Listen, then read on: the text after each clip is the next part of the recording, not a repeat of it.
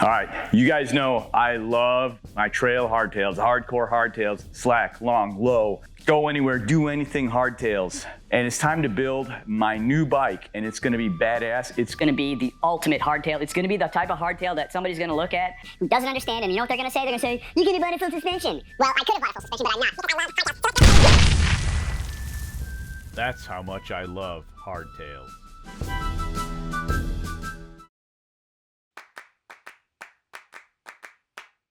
You ready? Oh, well, it's pretty obvious what it is. It's a Marin, but what Marin is it? Oh, if you're a regular viewer of the channel, you've already guessed what this is. Marin San Quentin 3, and let me tell you that this color scheme is just, I can't figure out what this is. Is this orange? Is this red? Is it some kind of a pinkish red? I don't know, what do you think? What color is this thing? Well, on the camera it looks red, but in person it looks a little more orange. Right.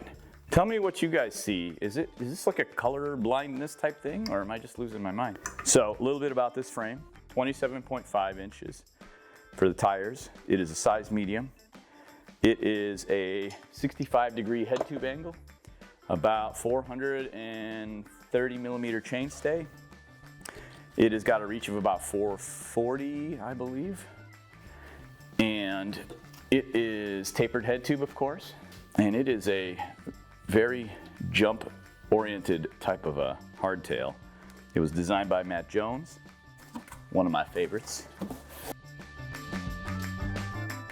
First thing I need to do was to route the brake hose and the cable housings. You can do this up front or later in the build, but it's easier to clean up any brake fluid that leaks out this way. One of my main goals was to put as many American-made parts as I could afford on this bike, starting with the bottom bracket. We're using bottom bracket from Wheels Manufacturing, American-made, good quality. It's one of the less expensive ones that they sell. It's the BSA 30 external bottom bracket, ABEC 3 bearings. I've been using Wheels Manufacturing tools for a few years now, and I've always loved the quality and finish of their products. A high-quality bottom bracket needs a crankset worthy of it, and vice versa.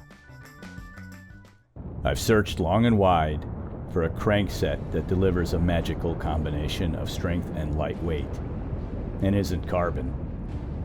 I've heard such a crankset exists deep within a fiery volcano, forged by a giant from liquid hot magma. Oh, it's beautiful. It is a crankset that is said to give the user the power to shred the earth. Power so... Oh shit, he saw me. After narrowly escaping with my life, I came home triumphant and in possession of a set of 5 dead cranks. Okay. That's a cornball story, and it probably cost me a few subscribers. The reality is that these are some pretty cool milled cranks. Yes, milled, not forged. Somehow a giant using a CNC mill doesn't have the same effect. The fit and finish on these cranks is amazing, and at $500, they were definitely a splurge item. In keeping with the American-made theme, I opted for a wolf tooth elliptical, or what you would call an oval chainring. I love the tight tolerances on these parts. Unlike a lot of mass-produced parts, the fitment has been flawless. There's no play whatsoever, and the milling is just so gorgeous.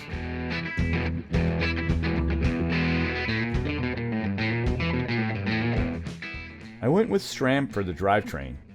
XO1 Derailleur and shifter with an ultra-lightweight XX1 10-51 tooth cassette. The XO1 is a good balance of weight and strength, while the cassette is just full-on weight weenie. It's so light that I thought the box was empty. We'll come back to the cassette a little later. The fork I chose is the Rockshox Pike Ultimate. I opted for 130 millimeters of travel, and I've run the Pike in the past, and I chose it for the combination of stiffness, lightweight, and plushness. Securing the fork to the frame is a Deity Copperhead Stem with some sweet titanium bolts and the 1UP EDC tool. We're installing the 1UP EDC tool. So I'm doing the threadless EDC tool. So the way this preloads, it uses this tool will preload rather than using a star nut, which is kind of nice because now I don't have to use a star nut tool. So now I will have this tool on my bike at all times, which is cool. You do not have to thread your fork steer tube like you do in the older version.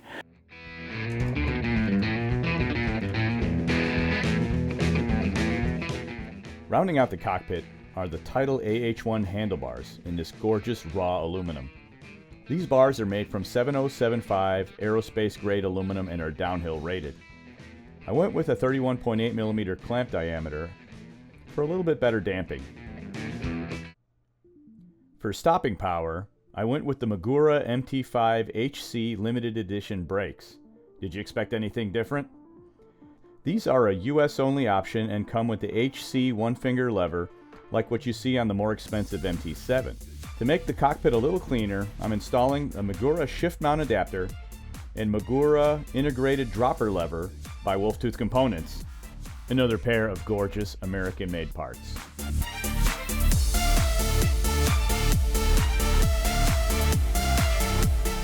I love the MT5 for their massive power and simplicity.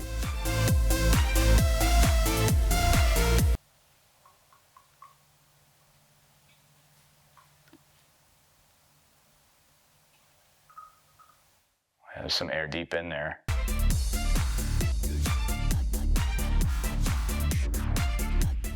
We did have some trouble during the installation when I routed the brake hose through the bike.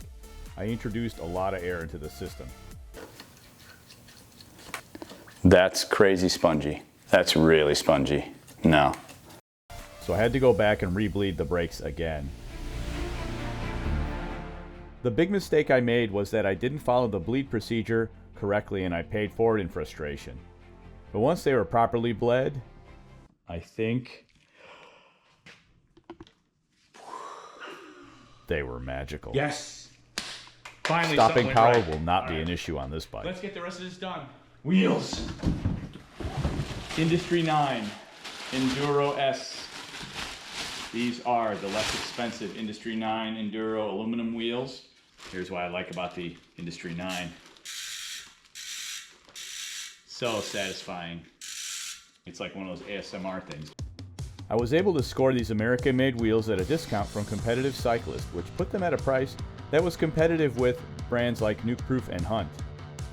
For a premium American-made wheel set, that's impressive.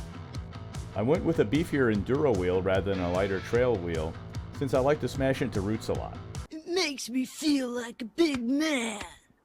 Tire choice is important on a hardtail, and they should be chosen carefully based on the terrain you ride and your riding style.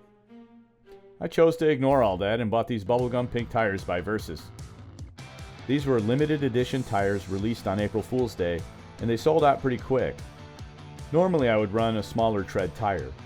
These are very similar to the Maxxis Minion. A good all-round tread that works most anywhere, but not the best choice for hard-packed trails that I typically ride. But the casing is strong and will give me better protection for those aforementioned roots. Plus, they look pretty damn cool. If you want a pair for yourself, hit up Versus and tell them to produce more of them. After installing the cassette and brake rotors, I can finally finish the drivetrain and install the pedals. The pedals I'm using are my absolute favorite pedals, the Canfield Crampon Mountains. These pedals have a convex design that I think is the best flat pedal option for a hardtail. They are also ultra thin, which reduces the risk of pedal strikes.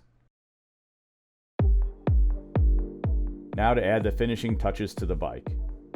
I went with a 170mm PNW Loam Dropper. I like the adjustability of this dropper. I shortened it slightly to 160 for a better fit. I went with this Chromag saddle mainly because, well, I had it laying around and it matches the bike.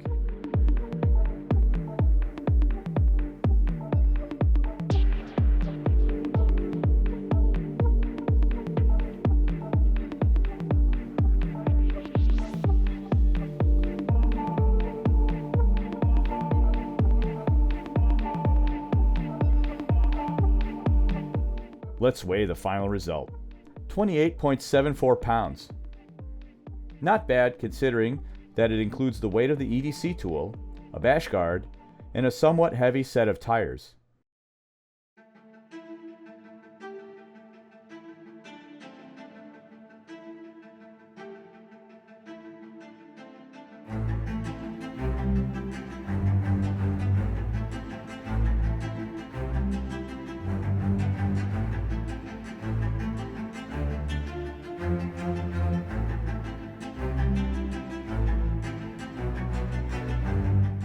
Now that we've built my ultimate hardtail, we need to give this thing a name.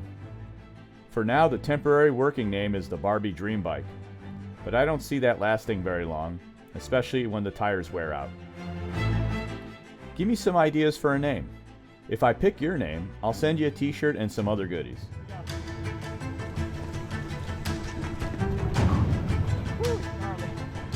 Love it.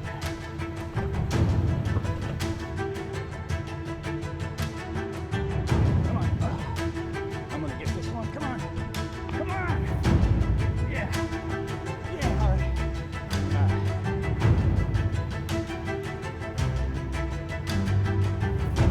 Oh yeah. Woo. Yeah. All right. Woo-wee. Oh my God! No gaps. There's gaps in that.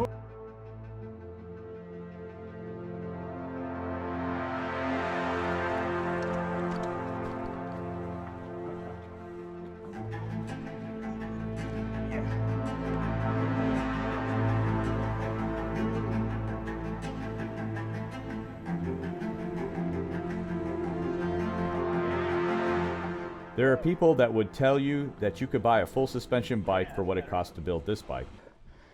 But no full suspension will ever be as fun in my mind. Yeah, there we go. I hope you enjoyed this leg of my There we journey. go. This is super tight. Thanks for watching. Narrow, understanding. Ooh, nice hold. Tight. Section here.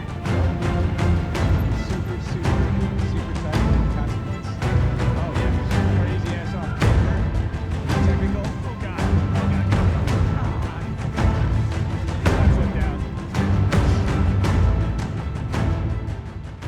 It makes me feel like a big man.